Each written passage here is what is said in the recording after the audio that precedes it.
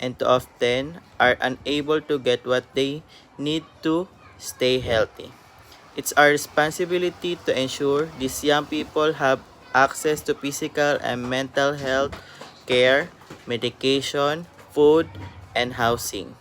We must end laws and policies which criminalize people living with HIV and make sure every young person living with HIV is cared for and valued. Young people need honest sex education and access to condoms and PrEP, the daily medication that help prevent HIV. We need information that is culturally relevant and help us build our skills using condoms, talking about condoms, and advocation for our rights.